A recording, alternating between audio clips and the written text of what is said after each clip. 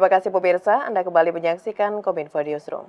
Pemirsa, Presiden Republik Indonesia Joko Widodo berkomitmen membangun tanah Papua agar masyarakat Papua maju dan berkembang seperti kota-kota besar lainnya di Indonesia. Dan pembangunan tanah Papua ini menjadi bentuk pembangunan Indonesia sentris. Untuk mencapai hal tersebut pemirsa, pemerintah melakukan berbagai pendekatan kesejahteraan seperti perbaikan fasilitas pendidikan dan juga kesehatan. Dan untuk mengetahui hingga saat ini sudah sejauh mana upaya pembangunan yang dilakukan oleh pemerintah di Tanah Papua, kita akan membahasnya dalam dialog Kominfo Newsroom. Sudah terhubung melalui sambungan Zoom dengan tenaga ahli utama Kantor Staf Presiden Bapak Theo Litae. Selamat malam Pak Theo. Selamat malam Mbak Mona. Baik, salam sehat ya Pak. Salam sehat ya. Baik Pak Theo, kembali kita membahas mengenai sejauh mana saat ini pembangunan di Tanah Papua. Dan kalau kita berbicara mengenai pembangunan di Indonesia ini Pak, ada Visi Indonesia Emas 2045. Dan tentu hal yang sangat penting adalah peran pendidikan yang terus digencarkan oleh pemerintah. Di samping itu, kesehatan juga menjadi salah satu faktor yang terus ditingkatkan juga di Indonesia. Sejauh ini Pak Theo terkait dengan dua hal ini, pendidikan dan juga kesehatan, sudah sejauh mana kita membangun di Tanah Papua, Pak? Terima kasih Mbak Mona. Memang benar bahwa program pendidikan dan kesehatan itu menjadi prioritas dalam pembangunan kesejahteraan di wilayah Papua. Dan hal ini dilaksanakan setiap tahunnya, baik yang dilaksanakan oleh pemerintah pusat maupun pemerintah daerah. Tentunya dalam koordinasi juga dengan pemerintah pusat. Nah, pendidikan dan kesehatan ini sudah banyak sekali hal yang dikerjakan sebenarnya. Ya. Namun mungkin selama ini ya kurang mendapatkan publikasi dan mungkin belum banyak orang yang tahu ya mengenai perkembangannya.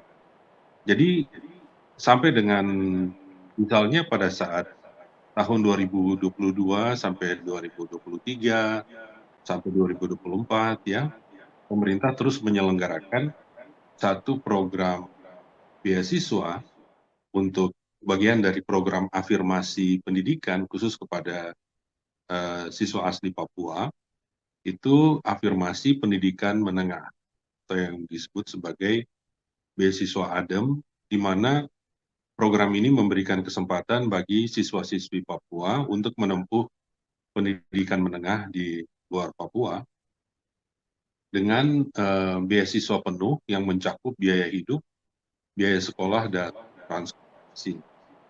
Untuk tahun 2022 misalnya, mereka dialokasikan 350 orang.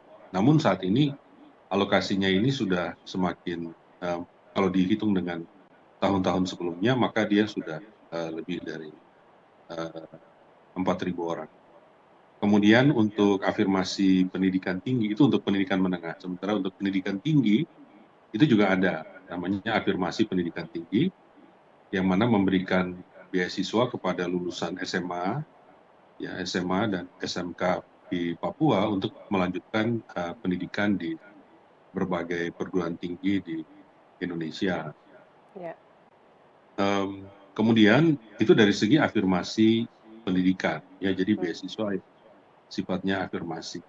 Nah, ada kita juga punya program untuk peningkatan kualitas pendidikan, ya. Jadi ini merupakan program yang bertujuan untuk meningkatkan kemampuan membaca dan memahami bacaan bagi anak-anak di Papua. Nah, sampai tahun 2022 dia berhasil meningkatkan kemampuan membaca dengan pemahaman dari 46,63% menjadi 62,28%. Jadi kemampuan membaca mengalami peningkatan yang signifikan.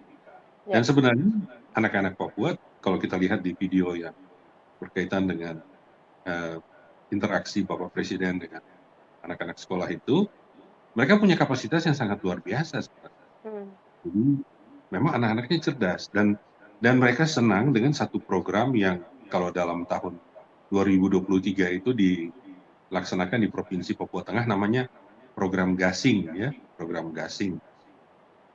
Singkatan dari gampang, asik, dan menyenangkan. Ini Ya. kerjasama dengan Profesor Yohanes Surya, di mana dimaksudkan untuk meningkatkan kompetensi matematika atau numerisasi siswa melalui metode berhitung cepat. Jadi kalau dilihat di video tadi, mereka menunjukkan kepada Bapak Presiden Jokowi bagaimana kemampuan mereka untuk bisa berhitung secara cepat. Dan saya kira ini menggambarkan bahwa sebenarnya anak-anak kita di Papua itu punya kemampuan yang tinggi. Nah, selain program-program di atas, pemerintah juga melakukan upaya lain ya, seperti pembangunan infrastruktur sekolah, kemudian penyediaan buku pelajaran dan fasilitas belajar yang lainnya. Nah, kalau kita perhatikan bahwa sampai dengan saat ini kita juga punya program untuk kesehatan, ya. Jadi untuk kesehatan itu sampai dengan 2024 ini, kalau kita perhatikan apa saja yang sudah dilaksanakan dalam 1 tahun terakhir ya, pemerintah memberikan perhatian pada percepatan penurunan stunting. Jadi untuk percepatan penurunan stunting ini ada 2 intervensi yang dilakukan, yaitu intervensi gizi spesifik, itu meliputi pemberian makanan tambahan bagi ibu hamil dan anak balita, kemudian suplemen zat besi dan asam folat, serta pemberian vitamin A.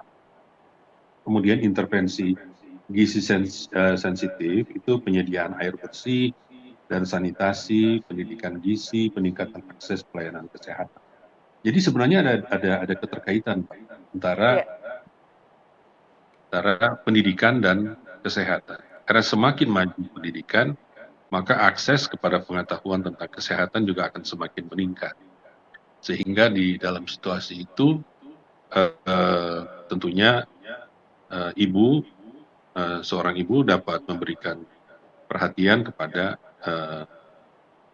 nutrisi anak-anaknya, ataupun orang tua dapat memberikan perhatian untuk peningkatan gizi. Nah, khusus untuk wilayah Papua, pemerintah juga punya program-program khusus, ya, seperti program untuk eliminasi malaria. Ya. Kita tahu bahwa di daerah-daerah rawa-rawa atau pantai ya di Papua itu tingkat malaria masih cukup tinggi. Oleh karena itu, dan banyak masyarakat di pedesaan itu hidup di dalam tempat-tempat yang atau lokasi lingkungan yang memang nyaman bagi perkembangan nyamuk malaria. Oleh karena itu perlu ada upaya-upaya sengaja intervensi dari pemerintah untuk mencegah dampaknya bagi malaria. Nah, Baik. ya. Ya. Jadi Pak Teo tadi untuk bidang pendidikan kita sudah melakukan beasiswa dalam bentuk afirmasi pendidikan dan juga kesehatan pemerintah di tanah Papua fokus pada penurunan angka stunting gitu Pak. Nah Ya. tadi Bapak sempat mengatakan bahwa salah satunya itu bidang kesehatan itu adalah malaria yang saat ini masih menjadi PR untuk kita bersama. Terkait dengan bagaimana kita menanggulangi berbagai faktor-faktor yang bisa jadi itu menurunkan lagi angka kesejahteraan di Papua. Sejauh ini seperti apa pemerintah melibatkan masyarakat, Pak Teo, khususnya yang ada di Papua tersebut untuk bisa mendukung berbagai program dari pemerintah untuk mempercepat pembangunan di tanah Papua, Pak? Jadi ini sangat melibatkan masyarakat, Mbak. Karena ada 2 program besar kalau terkait dengan malaria ini, baik yang untuk eliminasi malaria maupun pencegahan dan pengendalian penyakitnya. Nah, untuk eliminasi ini partisipasi warga sangat diharapkan karena pemerintah menyediakan kelambu, penyediaan kelambu yang sudah dicampur dengan obat anti malaria, obat anti nyamuk malaria yang diberikan secara massal ya kepada warga masyarakat untuk mencegah gigitan nyamuk Anopheles atau nyamuk yang menjadi penyebab malaria. Kemudian di puskesmas maupun di puskesmas pembantu itu memang secara khusus telah disiapkan untuk penanganan malaria. Jadi di setiap puskesmas di Papua itu ada tiga hal yang disiapkan khusus, yaitu untuk malaria, kemudian untuk TB, tuberkulosis, dan untuk HIV. Itu para tenaga kesehatan dilatih untuk bisa mengidentifikasi, kemudian untuk menangani kasus-kasus itu. Nah, khusus untuk malaria, selain untuk pemberian kelambu yang anti nyamuk Anopheles, juga dilakukan diagnosa dan pengobatan. Ini di setiap puskesmas itu sudah mampu untuk melakukan tes diagnostik cepat untuk malaria dan penyediaan obat anti malaria secara gratis di puskesmas atau di fasilitas kesehatan. Kemudian juga ada kegiatan penyemprotan insektisida di daerah endemis malaria. Ya. Selain itu, sebenarnya juga dilakukan kegiatan imunisasi untuk mencegah penyakit seperti polio, campak, rubella, difteri, tetanus, pertusis, hepatitis B, dan tuberkulosis. Ini imunisasi dilaksanakan saat ini di Papua pada hari ini sedang disiapkan pelaksanaan Pekan Imunisasi Nasional untuk polio. Jadi kita juga memberikan perhatian kepada polio agar khususnya kepada anak-anak agar terhindar dari dampak dari polio. Kemudian dilakukan surveillance juga untuk pemantauan penyakit menular untuk mendeteksi dini kasus dan mencegah penularan lebih lanjut. Kemudian juga kita tahu bahwa kadang-kadang di Papua itu ada kondisi luar biasa. Kita pernah mengalami kondisi luar biasa campak di Asmat dulu untuk penyakit-penyakit menular. Dan di saat itu kita tahu bahwa pemerintah bekerja sama dengan berbagai elemen masyarakat serta didukung oleh TNI Polri untuk menjangkau sampai ke kampung-kampung dalam pemberian imunisasi polio. Terima kasih. Baik, Pak Teo, untuk di Papua sendiri ini ada 4 provinsi baru, begitu Pak, di tanah Papua. Lalu terkait dengan hal ini, seperti apa program pemberdayaan masyarakat yang dilakukan oleh pemerintah untuk 4 provinsi baru ini, Pak? Untuk 4 provinsi baru, pada saat ini kita mengorganisasikan pemerintahan untuk pelayanan pendidikan lewat dinas kesehatan maupun dinas pendidikan di masing-masing provinsi. Kita bisa melihat bahwa sampai dengan saat ini, Mbak, pengorganisasian dinas di tingkat provinsi telah berjalan selesai. Jadi dengan demikian keenam provinsi di wilayah Papua saat ini berada dalam kondisi yang siap untuk melayani masyarakat dalam kaitan dengan pelayanan pendidikan dan pelayanan kesehatan. Itu yang dikerjakan saat ini oleh dinas-dinas.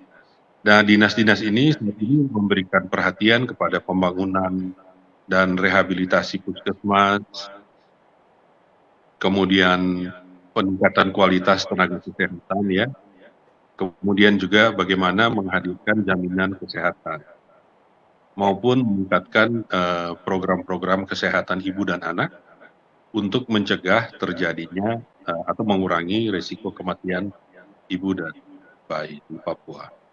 Baik, berarti di 4 provinsi baru ini tetap yang menjadi fokus dari pemerintah adalah bidang kesehatan dan juga pendidikan, gitu ya Pak Teo. Dan Pak Teo, dalam pembangunan di tanah Papua, kita mengetahui pemerintah menghadirkan yang namanya Badan Pengarah Percepatan Pembangunan Otonomi Khusus Papua. Nah, singkatnya Pak Teo, apa saja yang menjadi tugas dan fungsi dari lembaga ini, Pak? BP3OKP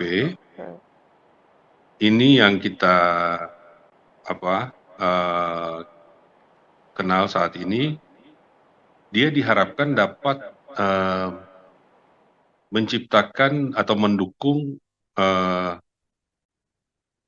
kolaborasi dan koordinasi dengan kementerian dan lembaga dan pemerintah daerah yang ada di Papua.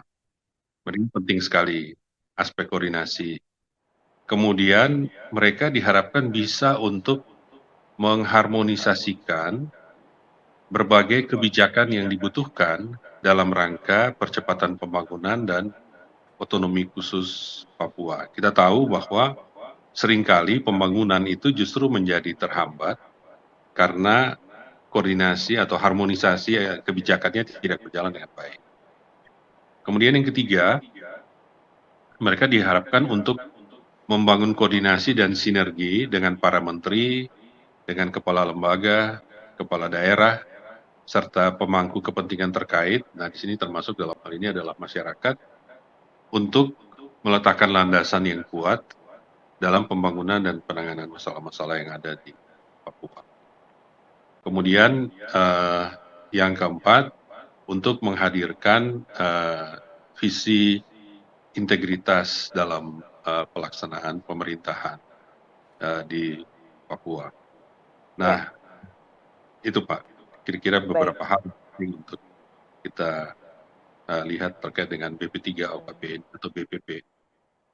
Baik, tentu kita berharap Pak Teo ya dengan adanya BP3 OKP ini bisa membantu pemerintah dalam mempercepat pembangunan di tanah Papua dan juga tadi beberapa program yang telah disampaikan oleh Pak Teo mulai dari bagaimana pemerintah fokus terhadap penurunan stunting dan tadi juga terkait dengan adanya program-program di puskesmas seperti tuberkulosis dan juga HIV dan sebagainya dan adanya pendidikan beasiswa dalam bentuk afirmasi pendidikan di tanah Papua ini merupakan bentuk komitmen dari pemerintah Indonesia untuk melakukan pembangunan di Papua agar semua daerah di Indonesia ini merata dalam pembangunannya. Pak Teo, terima kasih banyak sudah memberikan banyak informasi terkait bagaimana pembangunan di Papua pada hari ini, terlebih dalam 1 tahun belakangan apa saja yang telah dilakukan oleh pemerintah. Kita akan bahas lagi Pak Teo di lain kesempatan bagaimana upaya-upaya yang dilakukan oleh pemerintah untuk di tanah Papua. Selamat melanjutkan aktivitas Pak Teo, selamat malam, terima kasih. Terima kasih Bu Mona, terima kasih. Selamat malam. Baik pemirsa, itulah dialog kita bersama dengan Bapak Teo Litaai selaku tenaga ahli utama kantor staf Presiden. Usai jeda pariwara kami akan kembali dengan informasi lainnya, tetaplah bersama Kominfo Newsroom.